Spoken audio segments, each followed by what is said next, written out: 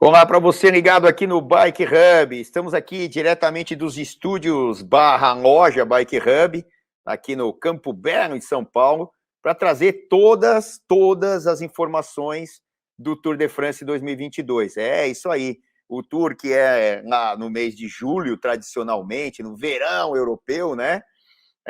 Mas a gente já está trazendo aqui as etapas e tudo para você já ficar ligadinho, ligadinha, para saber tudo dessa prova fantástica e tudo que vem por trás da prova, relevo, como são as etapas, tudo isso a gente vai trazer aqui no Bike Hub especial aqui do Tour de France 2022. Então a gente vai analisar todas as etapas, começando aí pelo mapa geral. Olha aí o mapa geral da prova. Qual é a novidade, né? Era para acontecer o ano passado, mas em virtude de vários problemas, principalmente por causa da Euro, a Euro também seria ali na Dinamarca, então a gente teve adiado, né? O início do Tour de France aqui na Dinamarca. Então teremos as 3 primeiras etapas, a Dinamarca separada, né? E depois a França. Também entraremos na Suíça esse ano. Então, Dinamarca, França e Suíça, obviamente que o final se mantém, né, tradicionalmente ali no Champs-Élysées, em Paris. Vamos seguir aí para saber das 3 primeiras etapas, porque de 1 a 3 direto, porque essas 3 primeiras etapas são na Dinamarca. Vamos começar com a primeira, então. Olha aí o mapinha da Dinamarca aí para vocês, né? A Dinamarca que reconhecidamente talvez seja a capital da bicicleta no mundo. Se a gente for falar de um país que usa a mesma bicicleta, apesar do inverno super rigoroso, é a Dinamarca. Vamos ver então a primeira etapa na Dinamarca. Olha aí o pessoal, né? Junto com o Prudhomme, né? Toda a realeza, vamos dizer aí, da Dinamarca, né? Que fizeram esse acordo e o acordo para termos o Tour de France pela primeira vez saindo da Dinamarca. Então, a primeira etapa vai ser aqui, ó, no território dinamarquês. Olha aí, quais são os dados, né? Os dados aqui da Dinamarca são que a cada 2 viagens que são feitas no país, uma viagem é feita de bicicleta. Ou seja, a cada viagem que eles falam uma viagem pode ser de automóvel, de motocicleta, de ônibus, de trem, enfim, qualquer transporte. Metade desses transportes são realizados via bicicleta. Então, a Dinamarca, e principalmente Copenhague, tem aí essas imagens que vocês estão vendo, justamente a bicicleta toma conta de todas as vias. Falando da primeira etapa em si, são só 13 quilômetros, está aí no vídeo de vocês, na tela, são 13 quilômetros completamente, né, praticamente todos planos. Vai largar ali da ponte super famosa Rainha Luiz, que é considerada a rota mais movimentada de bicicleta no mundo, e eles passam ali descendo justamente os jardins do Tivoli e o lugar ali da Pequena Sereia, da Little Mermaid. E essa primeira etapa, que lá nos anos 80, 90, não entrava nem como uma etapa, ela era considerada só um prólogo. Então, normalmente, tínhamos 20 etapas. Se vocês pegarem lá atrás, né, no histórico do Tour de France, um prólogo como esse, de 13 quilômetros, normalmente eram 4, 5, mais ou menos até 10 quilômetros, que a gente chamava de prólogo, não era considerado etapa, entrava no tempo, mas não era considerado etapa. Aqui ela já é considerada uma etapa, só 13 quilômetros, é justamente para termos um camisa amarela. Eu volto a lembrar que, tecnicamente, esse circuito que a gente está vendo na tela, planinho, planinho, planinho, ele é cheio de curvas aí no final. Então, tem muitas reacelerações. Isso é bom para os sprinters, né? Os sprinters, justamente, eles começam uma etapa dessa, como é plano, com muita chance de vestir a camisa até a terceira, quarta etapas, porque as outras etapas que a gente vai ver são planas, então tem aquele tempo, né, de bonificação, fora o contra-relógio não tem, mas na segunda e terceira etapas teremos a bonificação.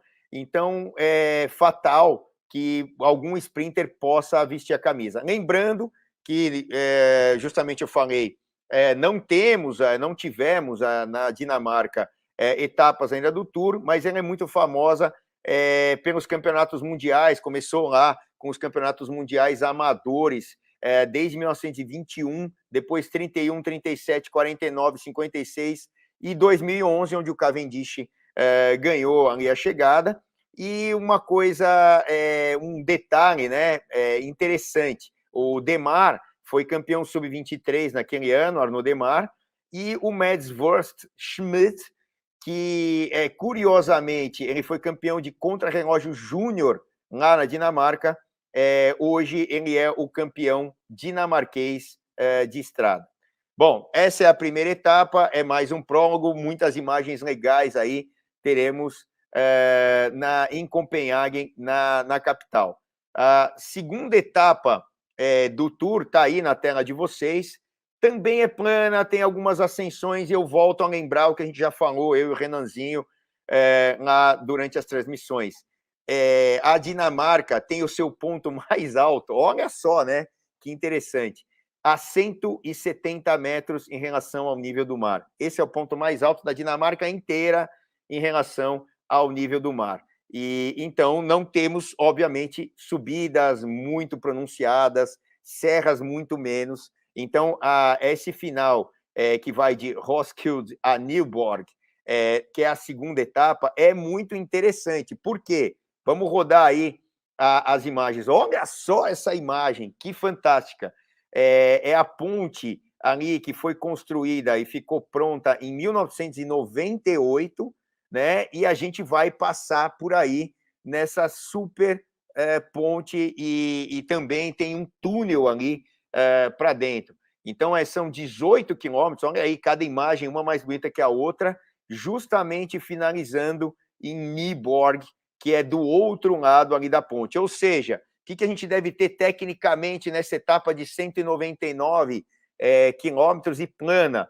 Vento cruzado, ou seja, é uma etapa para os sprinters? Claro que você está respondendo aí em casa que é. Porém, esse vento cruzado pode trazer muitas dificuldades para os sprinters, podemos ter quebra de pelotão já logo na segunda etapa. Eu ainda creio que um sprinter desses estrelinhas, né?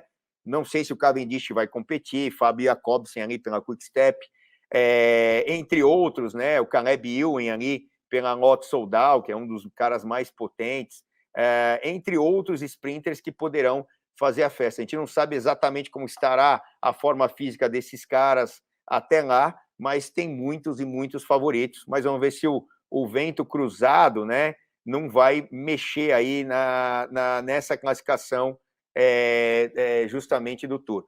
Eu só queria dar um recadinho que está aí na tela de vocês, antes da gente ir para a terceira etapa. Lembrar que a Sura Seguros é o nosso patrocinador aqui, nosso parceiro no Bike Hub no geral, está aí na tela embaixo, que você pode contratar o seguro da Sura dentro do site do Bike Hub. Tem aí um link, né? Está aqui embaixo para você, o link da Sura Seguros, e você pode contratar. E eu volto a lembrar, como sempre, que o seguro não é só para aquele maior temor, roubaram minha bicicleta. Graças a Deus, isso é uma coisa que não acontece com tanta frequência, mesmo estando num país que é terceiro mundo, sei lá como é classificado o Brasil, mas que tem muitos problemas sociais, infelizmente. Mas o seguro serve para tudo. Você saiu para andar, pegou um buraco, tortou sua roda, sua bike está no seguro, a roda também está. Você está com a bicicleta no REC e algum problema aconteceu, entrou em casa sem lembrar que a bicicleta no REC, destruiu a bicicleta ou as peças, sua bike está no seguro, o seguro vai resolver o seu problema. Entre outros tantos problemas que podemos ter, então é super importante que tenhamos seguro, e a Sura Seguro é a companhia que mais cuida de quem usa a bicicleta, então é o que a gente aconselha aqui. Então entrem no link e mandem brasa aí nos seguros da Sura Seguro, tá bom? Vamos passar para a terceira etapa. A terceira etapa ela é um pouco mais para dentro do continente em relação ali a Copenhague, a Dinamarca. Então, assim, talvez o vento cruzado nessa etapa de 182 quilômetros, que vai de Vegelas para Sondenborg, ela seja um pouco menos complicada na organização do sprint final. Então, são 182 quilômetros para variar planos. E aí tem uma outra particularidade em relação a essa terceira etapa. O que acontece? São as 3 etapas que acontecerão na Dinamarca. Depois disso, ou seja, o Tour não vai começar no sábado, como costumeiramente, ele vai começar numa sexta-feira. Então, os 13 quilômetros primeiros em Copenhague serão numa sexta-feira. Depois, no sábado, a segunda etapa, e no domingo, a terceira etapa. E aí teremos um dia de descanso atípico, logo no começo, por causa do deslocamento da Dinamarca já para o território francês. Então, 3 etapas ali, 3 etapas que claro, um cara especialista no contrarrelógio deve ganhar, e aí a gente tem outros caras que brigam pela geral que também são especialistas nisso, como a dupla, né, que já vem aí dominando o ciclismo mundial, a dupla da Eslovênia, eles também são muito bons na prova de contrarrelógio, mas aí as 2 etapas seguintes são no plano e devem ser ali para os sprinters. E aí acaba esse passeio, vamos dizer, na Dinamarca, e temos ali o dinamarquês, né, que é o Vingegaard, está aí na tela de vocês agora, ó, Jonas Vingegaard, que foi segundo colocado no Tour de France do ano passado. Claro, tivemos aí o capitão da equipe, o Roglic, com o tombo logo na primeira e segunda etapas ali, né, na segunda etapa, se eu não me engano, quem caiu. E aí o Vingegaard assumiu ali como protagonista. Ele tem um ótimo contrarrelógio e escala muito bem. Então, ele vai ter um coliderato, com certeza, com o Roglic na Jumbo-Visma. E esse cara, podemos esperar muito do Jonas Vingegaard, que eu falei agora, né? O ponto mais alto é 170 metros em relação ao nível do mar. E o Vingegaard é um exímio escalador. Vamos agora para a quarta etapa, aí a gente chega justamente no território francês, e tem muita história nessa quarta etapa. Essa quarta etapa é recheada de histórias de guerra, infelizmente, né? E aí tem coisas, curiosidades muito legais sobre essa etapa. Bom, primeiro, que a gente vai largar em Dunkerque, né? Dunkerque tem uma história muito grande, principalmente na Segunda Guerra, que foi quando evacuaram 300 mil soldados entre franceses e ingleses. A Alemanha estava mandando chumbo ali nos aliados. E olha aí, ó, as imagens. Esse é o filme de Dunkerque, né? É bem famoso esse filme. Você pode pesquisar aí e assistir, é muito legal para quem gosta, obviamente, de filmes de guerra. Foi essa evacuação enorme de Dunkerque. O que aconteceu? Em 1940, quando o exército nazista alemão ainda tinha... essas são imagens reais lá, né? Parecidas com aquela do filme lá que passamos agora há pouco. O exército alemão, ele tinha uma poderosa droga que eles usavam. Então, eles tinham lá uma famosa ação muito rápida em relação aos aliados, que era o Pervertin, e esse medicamento fazia com que eles não dormissem e atacassem o tempo todo. Então, os aliados ficaram super preocupados, até identificarem que era o Pervitin, a droga que alimentava, né, entre aspas, os alemães, demorou muito tempo. E como foi em 1940 essa fuga de Dunkerque, ainda os alemães estavam com o poder ali da droga fantástica, que, na verdade, depois, né, deram o nome de metanfetamina, que é a substância que fazia com que os alemães ficassem tão vorazes, né, para ganhar aí os territórios com muita velocidade, entrando pela Polônia e tal. Falando da chegada dessa etapa, né, vamos botar o relevo dela de novo. Não tem o relevo, então a gente tem só o mapa aqui da etapa, que chega em Calais, né? E Calais, o que é? Outro lugar estratégico, que é onde você tem a menor travessia ali do continente europeu para Inglaterra. Então, é onde também a gente tem a saída ali do Eurotúnel, do lado francês. Então, você embarca por ali, numa cidadezinha do lado e tal, e aí desce para baixo do mar, é por baixo do mar, essa travessia entre França e a Inglaterra. Então, a etapa, falando da etapa agora, nós teremos 172 quilômetros, é um trajeto mais hilly, ou seja, ele tem algumas subidas e descidas, então a gente já pode ter ali Mathieu Van der Poel, Wout van Aert, Julian Alaphilippe, brigando por essa etapa de 172 quilômetros já dentro do território francês. Então vai ser uma etapa já mais movimentada, diferentemente das etapas disputadas lá na Dinamarca, não só plana, mas um pouco mais hilly. Bom, passando agora para a quinta etapa, a gente até perde aqui, são tantas etapas, né? Então a gente vai sair de Lille Metrópole, que a gente está ali pertinho da Bélgica. Eu mesmo já tive em Lille ali para competir no Paris-Roubaix e depois fazer a transmissão para os canais de ESPN da prova ali ao vivo, né? Lá dentro do velódromo de Roubaix. Então, essa etapa, para mim, é uma das mais icônicas e tinha que acontecer todos os anos. Eu não sei se vocês aí em casa concordam, mas é a etapa que tem os paralelepípedos, lá no nordeste da França, perto da Bélgica, né? Ela não vai terminar dentro do velódromo de Roubaix, nem na cidade de Roubaix. Vai terminar em Arenberg, onde a gente tem ali o Trulé de Arenberg, que é o trecho mais famoso e mais icônico do Paris-Roubaix, onde os paralelepípedos têm uma separação muito grande, totalmente irregular e liso pra caramba. Se chove, então, é um Deus nos acuda. Olha aí, uma das imagens, né, dos trechos que nós passaremos aí durante essa quinta etapa icônica. Essa etapa costuma definir muita coisa no Tour de France, apesar de estar no começo nesse ano.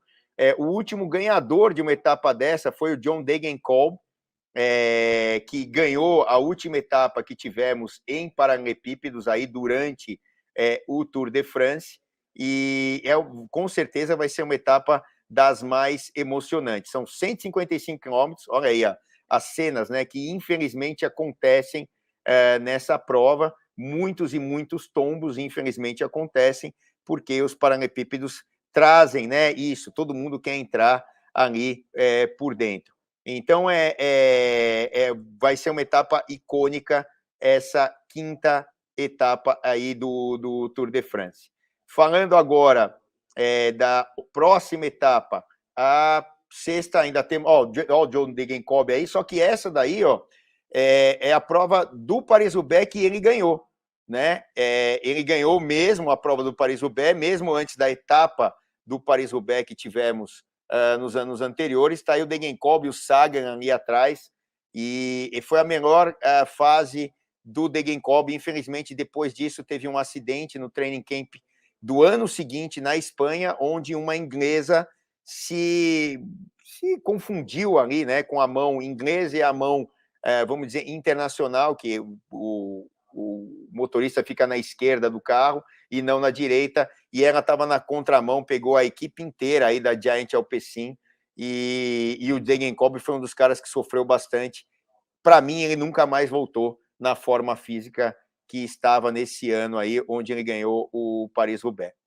Bom, passando aí outras imagens aí, ó, essa aí é a imagem do Degenkolb ganhando, né, ali na etapa do Paris-Roubaix, quando ele ganhou já com o Trek Segafredo. Ele precisava muito dessa vitória, necessitava demais de uma vitória, já estava um tempo aí sem ganhar nada. O grande John Degenkolb. Não é tão potente, mas é um bom sprinter. Sexta etapa é de Binche a Longwy. A gente vai ter ali uma etapa de 220 quilômetros, muito longa, e tem uma curiosidade nessa etapa aí no passado, né? O Sagan, isso chega no final de uma subidinha, então é um trecho que vem mais plano, ela é considerada Rini, mas é mais essa subidinha no final. Então, cara, como o Roglic é um cara perigoso aí, um cara como Pogacar é um cara perigoso aí, ou um sprinter como Michael Matthews, como Sagan, ou Colbrelli, né, que ganhou agora o Paris-Roubaix, e a gente sabe que são caras mais versáteis, podem se dar muito bem nessa chegada aí, onde o Sagan já ganhou. E curiosidade, né? Tá vendo essa imagem aí? Nessa imagem, pode botar grande aí, Felipinho.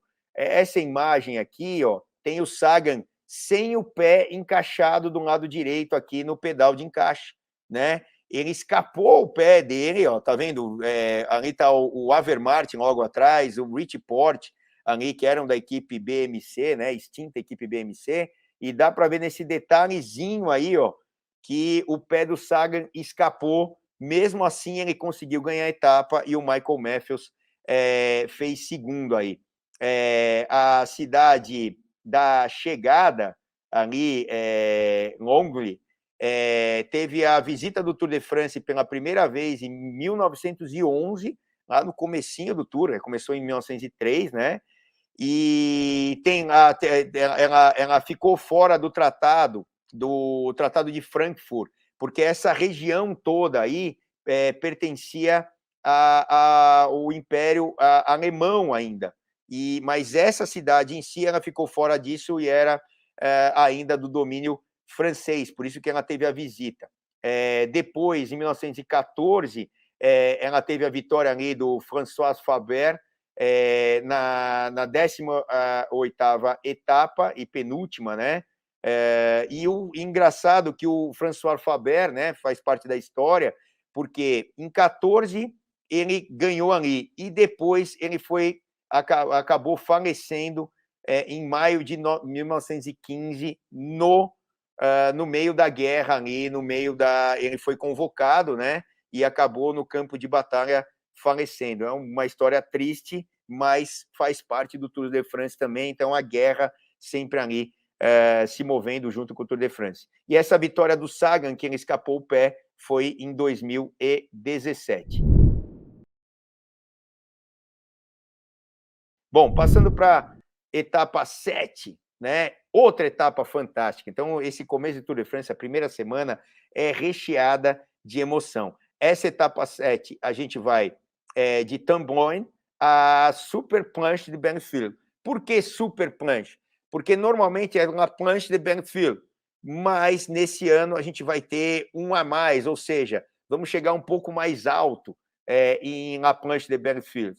Então, é uma etapa de 176 quilômetros. A gente vai estar numa estação de esqui do Haute-Saône, ali, um dos departamentos da França, e será a 6ª vez que teremos aí um final na Planche Benfield ou Super Planche Benfield. Caras como Froome ganharam aí em 2012, o Vincenzo Nibali, que está aí na foto, em 2014, quando ele era campeão italiano e acabou ganhando o Tour de France, e outras figuras como o Fábio Aru em 2017, ó, também aí com a camisa de campeão italiano, acabou ganhando essa etapa fantástica aí em La Planche de Benfield. Olha aí o Froome, essa daí é a imagem do Froome em 2012, né?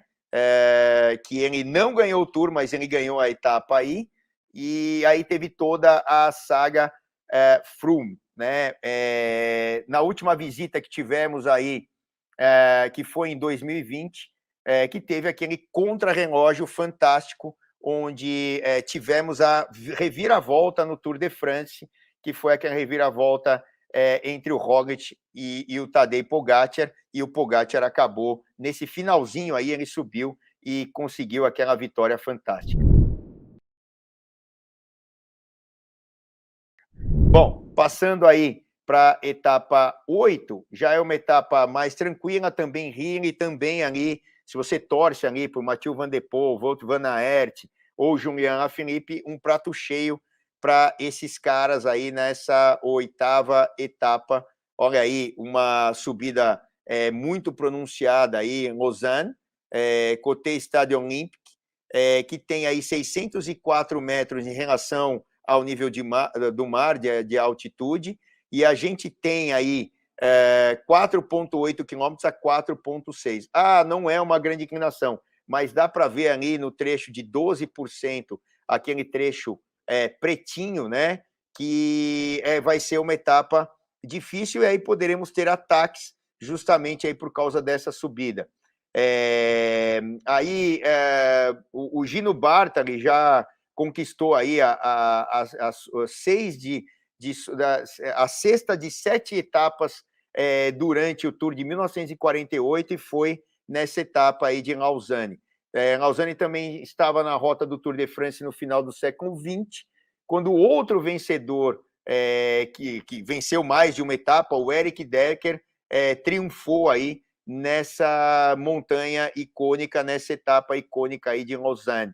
Então, é a sexta vez que o Tour visita aí Lausanne e é a capitão do Val na Suíça já estamos aí no território suíço. Bom, seguindo aí em frente, teremos a nona etapa de Aigle a Château-le-Port du Soleil, são 183 quilômetros, aí já é uma etapa de montanha. Olhem aí o relevo dessa etapa, que já chega ali no alto, claro, você tem uma subida mais importante ali, Morgan, Pés de Morgan, a 15,4 km a 6,1%, e depois essa subidinha final aí, só para terminar a etapa, mas já temos uma etapa muito importante, ou seja, a classificação geral, já na primeira semana de Tour de France, já começa a ficar naquele contexto onde os melhores escaladores já vão começar a aparecer. Essa vila aí de Haute-Savoie, num dos departamentos da França, na fronteira da Suíça, atrai muitos esquiadores aí no inverno europeu, e o Tour parou aí em 1975 para uma etapa de montanha vencida nada mais nada menos por Lucian Van Impe, enquanto o Thévenet mantinha a camisa amarela, o grande Bernard Thévenet, um dos caras aí que protagonizou com o Eddy Merckx, também ali com o Bernard Hinault, né? O Thévenet estava terminando, o Hinault estava começando a carreira, mas a gente vai falar bastante do Hinault já aí para frente. Muitos anos depois, né, a final do critério do Dauphiné de 2012, onde o Dani Moreno, né, que era companheiro ali do Purito Rodrigues, né, normalmente na mesma equipe, venceu aí. Bradley Wiggins também venceu aí um título no Tour de l'Avenir, e o Tour de l'Avenir teve também o Simon Yates ganhando aí e o Alaphilippe vencendo em Plateau de Gilet, que é uma região aí bem próxima. Bom, passando para a 10ª etapa, teremos aí uma etapa Rini na 10ª etapa, de Morzine-les-Portes du Soleil a Megève. Megève, já estamos também aí na Suíça, né? Na Suíça, e o Tour já passou em Megève em 2016, num contrarrelógio dominado por nada mais nada menos do que o Chris Froome. Dá uma olhada no tamanho dessa montanha, muito longa, né, com 21 quilômetros, então já temos aí as grandes dificuldades. A gente vai chegar aí num resort, que também tem sido refúgio regular para o pelotão no critério do Dauphiné, e já teve ali 2 etapas que terminaram ali, inclusive em 2020. O jovem Leonard Cannon e o Sepp Kuss foram os grandes protagonistas nessa etapa, enquanto na classificação geral desse critério do Dauphiné, a gente transmitiu também nos canais ESPN, foi vencida pelo Daniel Martinez, lá da EF Education. Ele acabou ficando com a vitória quando o Roglic tinha caído na etapa anterior e acabou, ele era líder, estourado, né? E aí o Dani Martinez acabou ganhando o título. Vai ser a 3ª vez que essa cidade será visitada pelo Tour de France na história aí da 10ª etapa. Então, uma etapa bem complicada, uma etapa Rini que não é considerada uma etapa de montanha.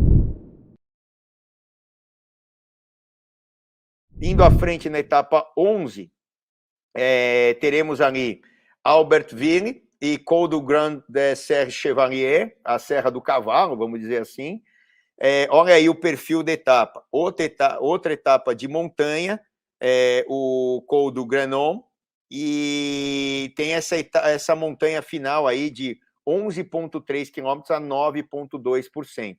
Então, aos poucos, a gente vai conhecendo o Tour de France 2022, e nessa etapa, que já é uma etapa de montanha, dá para ver, de 149 quilômetros, não é uma etapa longa, não chega a ser uma daquelas etapas explosivas, ela fica no meio do caminho. Nenhum dos candidatos à camisa amarela pode se dar um luxo de escorregar nessa etapa aqui, ou seja, eles não podem perder tempo. As subidas são bem compactas e começam com ganchos, ou seja, ali em Monte-Venier, lá embaixo. E aí depois passam por o Telegraph, né, que está aí, 11,9 km a 7,1%. O Galibier, né, que são 17,7 a 6,9, é bem parecido o Galibier aí com outras montanhas icônicas do Tour de France. E aí no final a gente tem aí a Serra do Chevalier, ou Serra do Cavalo, antes do Col du Granon. O Col du Granon é que vai definir a etapa, mas, ou seja, as equipes devem fazer aquele trabalho incansável, né, de botar a equipe na frente para ir forçando o ritmo ali na frente. Eu falava ali do Galibier, né? O Galibier é bem parecido em inclinação e tamanho com o Tourmalet, que é lá, a gente está aqui nos Alpes, mas o Tourmalet é lá nos Pirineus, onde vai ser a segunda fase, vamos dizer, das montanhas aqui no Tour de France 2022. Seguindo à frente a etapa 12, de Briançon a Alpe d'Huez. E essa etapa, ela tem uma curiosidade, bem legal em relação à história do Tour de France. Por quê? Porque ela é uma cópia da etapa onde tivemos um embate gigantesco em 1986 entre essas duas figuras aí, Bernard Hinault e também o Greg LeMond. Esse Tour de 86 foi a primeira vitória do Greg LeMond, e o Bernard Hinault, francês, já tinha 5, né, Tours de France, ele queria o 6º, e tem aquele filme, né, até dos canais de ESPN, você pode assistir aí, quem assina, que é Slaying the Badger, né, Matando o Texugo, e é justamente sobre essa saga entre esses dois aí, que eram da mesma equipe, o Greg LeMond e o Bernard Hinault. Então, é uma réplica da etapa de 86, onde a gente tem a subida aí também do Galibier, mais uma vez, né, no programa. E olha lá, o Galibier, 2.642 metros em relação ao nível do mar. Então, é fantástica, vai ser fantástica etapa, não é uma etapa tão longa, só de 166 quilômetros, e terminando em nada mais nada menos que o Alpe d'Huez, né? O Alpe d'Huez, que é essa montanha icônica com as suas famosas 21 curvas. Então, é uma etapa que não dá para perder de jeito nenhum, e relembrar, né, o que passaram ali esses dois ícones do ciclismo, Bernard Hinault e o Greg LeMond. Bom, seguindo em frente aí, etapa 13 agora, né? Vamos para a etapa 13. É uma etapa flat, aí já para os sprinters, então vai acabar em Saint-Étienne. Tem muita história em relação a Saint-Étienne, devido à posição dela ser no meio da França, né? A cidade é muito conhecida por fabricação de armamentos e bicicletas. Ela não apareceu tanto no Tour de France depois, antes da Segunda Guerra, e depois disso é que ela começou a ficar sendo mais visitada. No entanto, ela já recebeu 26 finais de etapa desde 1950. Então, depois da Segunda Guerra, que terminou em 45, tivemos aí muitas etapas. A última etapa que aconteceu aí em Saint-Étienne, em 2019, foi um espetáculo fantástico, que é uma grande atuação do Thomas de Gendt, que acabou ganhando etapa, e o Julian Alaphilippe deu aquele ataque, para quem não lembra, junto com o Thibaut Pinot. Ele já tinha ali o Thomas de Gendt escapado, e aí o Alaphilippe atacou, eles meio que combinaram ali, o Thibaut Pinot, que estava numa excelente forma, foi o menor tour, apesar de ele ter abandonado na antepenúltima etapa, o Thibaut Pinot, acho que foi na penúltima etapa, que o Thibaut Pinot abandonou com problemas ali no joelho, que ele bateu ali no guidão, ali na mesa, e o Alaphilippe deu um baita ataque nessa etapa e pegou a camisa amarela de volta. Então, uma etapa icônica. Também ali em 85 foi onde, com essa imagem aí, ó, põe maior aí, Filipinho, a imagem, ó, o Bernard Hinault, ele fraturou o nariz, né? Olha aí a cara do Bernard Hinault, toda ensanguentada, manchou a camisa amarela e tudo mais. Então, se você quiser saber ali, ou rever a história, procura lá a etapa que chegou em Saint-Étienne, que o Bernard Hinault ali todo ensanguentado, ele se esforçou ao máximo para manter a camisa e chegar na 10ª posição. Então, vai ser a 27ª vez que teremos aí a finalização em Saint-Étienne. Bom, saindo de Saint-Étienne na 14ª etapa, teremos ali de Saint-Étienne a Mende, né? Mende é uma meca do ciclismo, muitos patrocinadores do ciclismo francês são dessa região aí, e tivemos uma etapa em 95, onde o Jalabert foi o primeiro vencedor, né, no Côté de la Croix Neuve, da Cruz Nova, né, traduzindo em português, também conhecido como Monte Jalabert, aí, por causa dessa vitória. É uma etapa complicada, porque é o seguinte, ela tem uma subida bem dura aí no final, e ela chega num altiplano onde tem um aeroporto ali, um aeródromo, né, na verdade.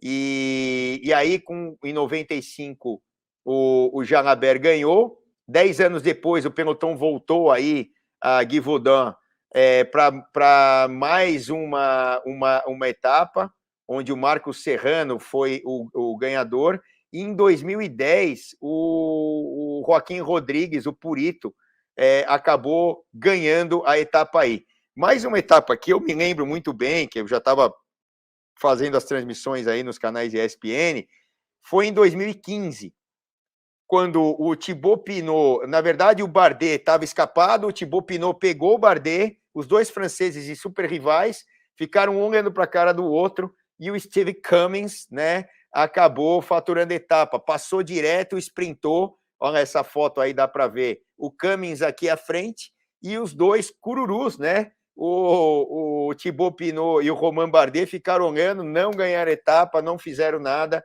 e o Cummings acabou ganhando. A última etapa, esse é o Cummings ganhando, os dois cururus ali atrás de cabeça baixa. A última visita aí em Mende foi justamente em 2018, quando o Omar Fraile, acho que a gente tem uma foto aí do Omar Fraile, acabou ganhando a etapa. Tem aí, ó, foto do Omar Fraile na Astana. Então foi a última visita aí. É uma etapa, volto a falar, Rini, né? Muitas histórias aí de Mende. Passando aí para a próxima etapa, onde a gente vai ter a etapa e depois um outro dia de descanso, aí o último descanso desse Tour de France, de Rodez a Carcassonne. E Carcassonne também tem muita história, não só história da França, é uma cidade murada, acho que a gente tem aí, são 200 quilômetros, né, uma etapa bem longa também, e pouca altimetria positiva. Olha só, põe grande aí, essa vale a pena, o Filipinho, olha lá. A cidade de Carcassonne murada, eu já tive o prazer, né, de ter estado aí visitando a cidade murada de Carcassonne, fica ali meio perto da Côte d'Azur, né, você não sai muito do litoral para visitar Carcassonne.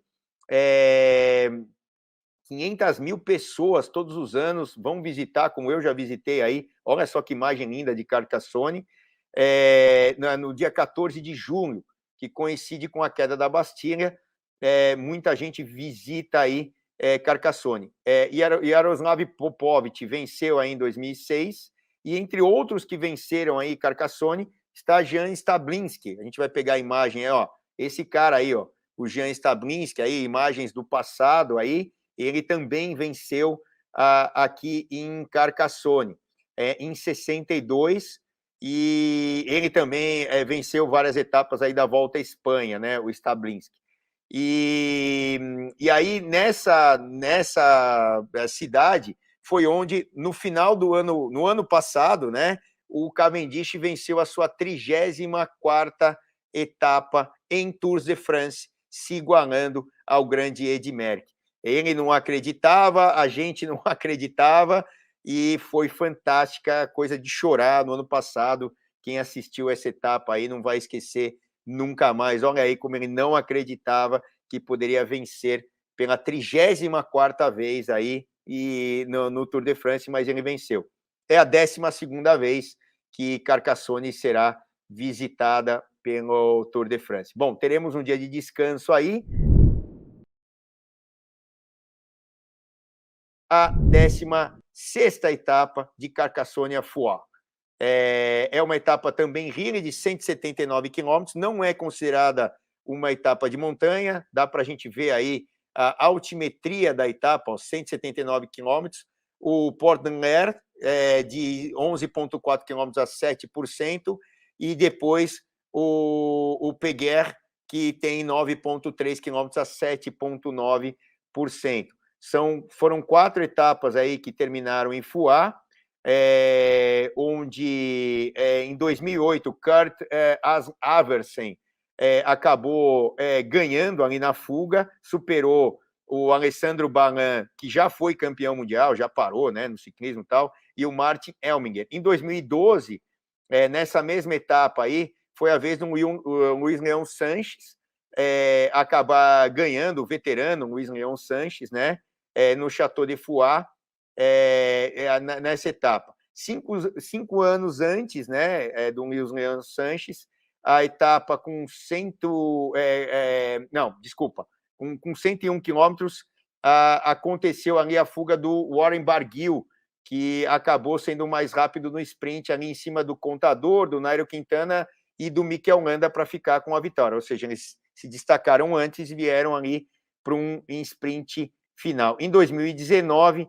a linha de chegada acabou sendo vencida pelo Simon Yates. Então, uma etapa que é hilly, mas sempre tem ganhadores aí dos mais levinhos, ou seja, os maiores escaladores. Passando para a 17ª etapa, aí sim, é uma etapa de montanha daquelas mais explosivas, porque teremos só 130 quilômetros nessa etapa, 130 quilômetros nessa 17ª etapa. Olha aí o relevo da etapa, né? Sobe, desce, sobe, desce, sobe, desce, não para de subir. Vamos chegar em Peyragudes, que tem 8 quilômetros a 7,8%, e um monte de montanhas antes disso. Ou seja, é uma etapa para definir aí mais ainda o Tour de France. Peyragudes é uma estação mais de snowboard aí nos Pirineus. Já entramos aí nos Pirineus, onde teremos com certeza a definição do Tour de France. Aqui em 2012, o Alejandro Valverde acabou fazendo um ataque de 35 quilômetros e terminou com a vitória. O Alexandre Genier também ganhou uma etapa, mas na Volta à Espanha, que passou por aí, ou seja, Pirineus está ali entre Espanha e França. Então, tem muitas etapas da Volta à Espanha que visitam aí o Peyragudes também. Em 2017 foi o Romain Bardet que acabou ganhando aí essa etapa, e 2015, depois de ceder a camisa amarela em Cambrai, 2015, o Chris Froome retomou a camisa aí, com também os protagonistas entre Tony Martin e Fábio Aru. Será a terceira vez só que a etapa terminará em Peyragudes, né? Então, ó, são montanhas bem duras mesmo aí para serem escaladas. Passando aí na sequência, olha, o Peyragudes, olha, de novo o detalhe do Peyragudes, uma montanha de 8 quilômetros com 7,8 quilômetros de extensão, tem ali 16% de inclinação nos trechos finais, ali no último quilômetro. É um troço bem duro mesmo. Na sequência, a 18ª etapa, estamos chegando no finalzinho, hein? São 21, de Lourdes, que está ali no coração dos Pirineus, o Hautacam. O Hautacam, que é uma montanha icônica também no ciclismo. 5 etapas do Tour terminaram aí no topo dessa subida, que é um resort ali, com vistas para a cidade de Lourdes, que é uma cidade religiosa, né? Quem já esteve lá já deve ter bebido água ali da fonte de Lourdes e tudo mais. O Luc Leblanc foi o primeiro a deixar sua marca aqui em 1994, pouco antes de ganhar o campeonato mundial na Sicília. Então ele ganhou essa etapa e depois o Luc Leblanc, francês, acabou carimbando ali, né, e sendo campeão mundial na Sicília.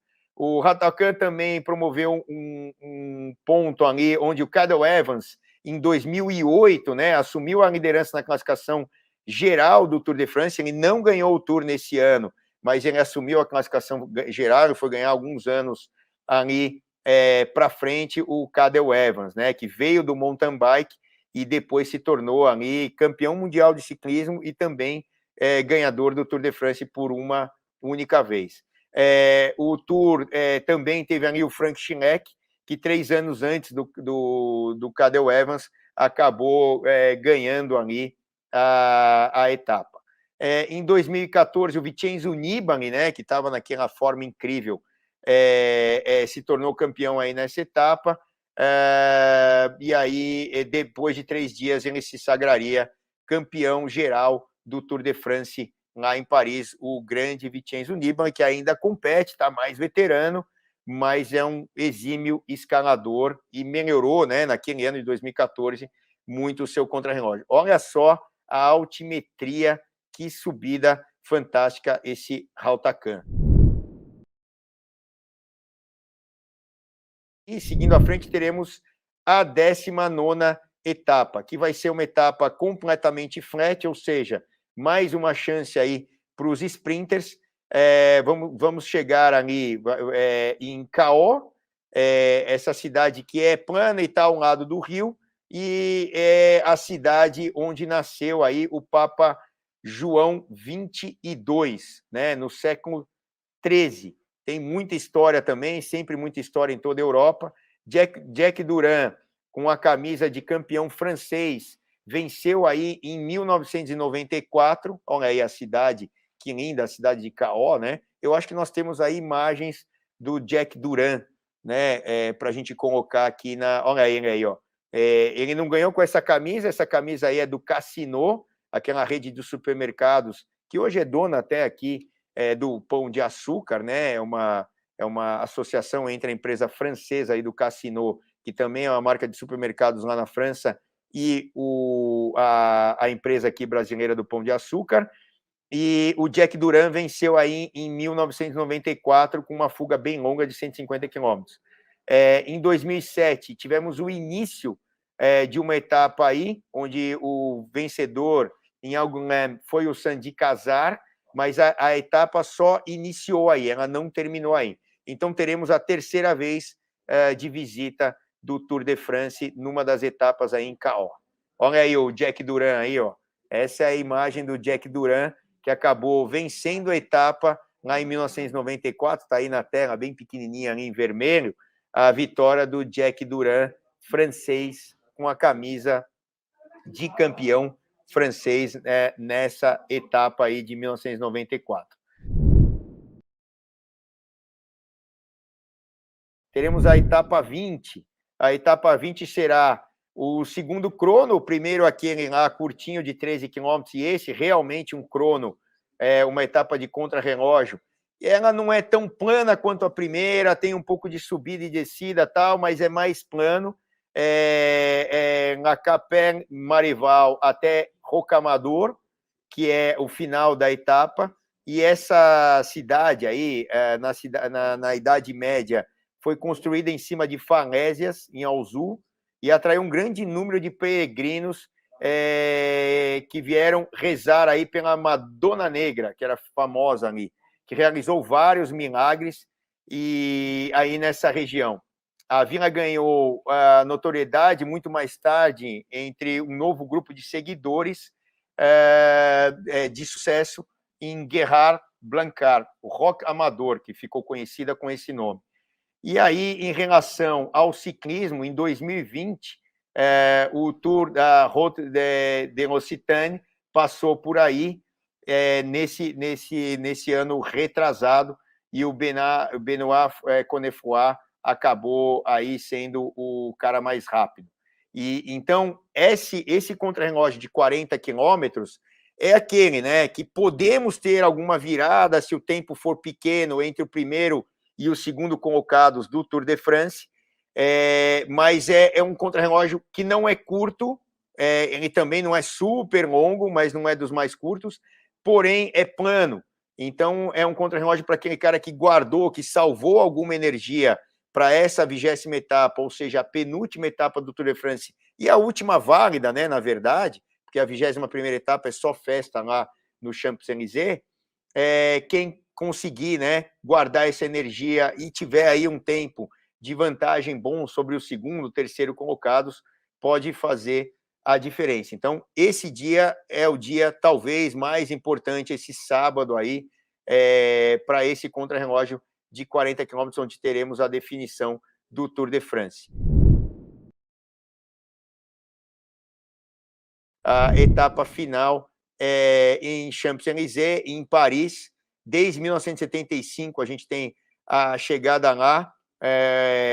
Só nos últimos anos aí, só uma vez tivemos aí um atleta chegando escapado, então, ou seja, grandes chances de termos ali pela 48ª vez, né, que o Tour termina aí, ou é visitado em Paris, teremos ali provavelmente um sprint massivo na última etapa do Tour de France. Então a gente fez um passeio aí por todas as etapas, tá aí uma camisa comemorativa, né, do Tour de France na 21ª etapa, em alusão aí a camisa do final da etapa e do ícone que temos no final da etapa da Santini. A Santini é a empresa que agora tem os direitos para produzir a camisa amarela e várias outras camisas em comemoração a várias coisas em relação ao Tour de France e à ASO.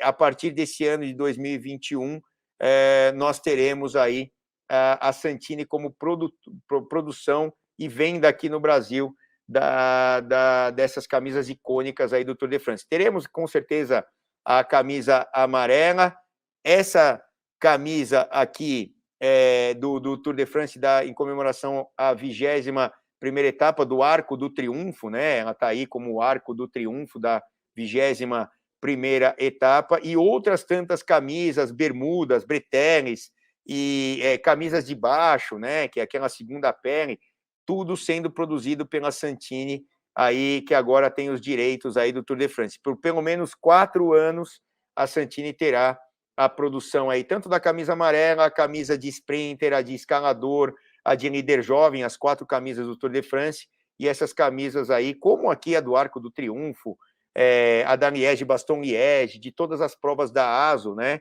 que fazem parte aí do conglomerado da ASO, e não é diferente com o Tour de France. Então, espero que vocês tenham gostado aqui desse resumo. Tem muita coisa ainda para a gente saber aí no futuro, então nós teremos outros programas em relação às equipes do Tour de France, também em relação aos atletas do Tour de France, o que cada um deve fazer quando chegar mais próximo ao Tour de France, e a gente tiver certeza dos atletas que competirão, a gente vai colocando isso aqui. Então, chamo todos vocês para se manterem aqui nos canais Bike Hub, para saberem tudo de ciclismo, e para isso é para quem tem bicicleta como estilo de vida. Obrigado a todos e até a próxima, hein? Um abraço, até lá. Tchau, tchau.